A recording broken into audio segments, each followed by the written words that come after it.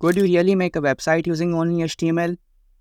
Well, no, even if you could, it would look too boring and nobody wants that. So stick till the end with me and I will tell you how to make your websites look pretty. HTML only sites look pretty boring and nobody wants that. And to fix that, we have CSS or cascading style sheet, which is used to make our websites look pretty.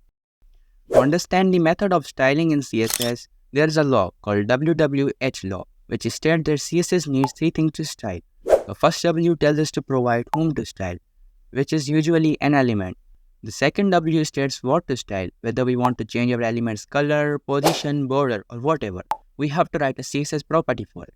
And lastly, the H states that we need to provide how to style. If we want to change our text size, how big it should be. If we want to change the background of our element, what color it should be, and so on. So let's start writing CSS by changing out our website's background color to black. And to do so, first we have to select our whole web page. And we can easily do that by selecting our body tag. After selecting that, we need to provide a CSS property for what we want to do, which in this case we want to change the background color. So let's write background color and its value let's write black, so it knows what color we want to use. And after doing it, we can see our website's background color becoming black. But wait, where did our text go? Well, it didn't go anywhere, rather it just dissolved into the color of the background. And to fix that, we can use CSS color property to set the color of our text white. After that, you can see our text clearly.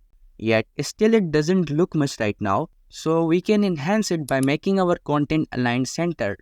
So we can use text align property to change the alignment of our text. And here you go, our text is centered. But there is a problem. It only centered our text, but not the image. So how do you think we can center our image in CSS?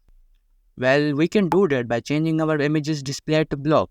And with margin auto, here you go, your image should be centered as well. Well, the wonder of CSS doesn't end here. You can use CSS to create absolutely anything.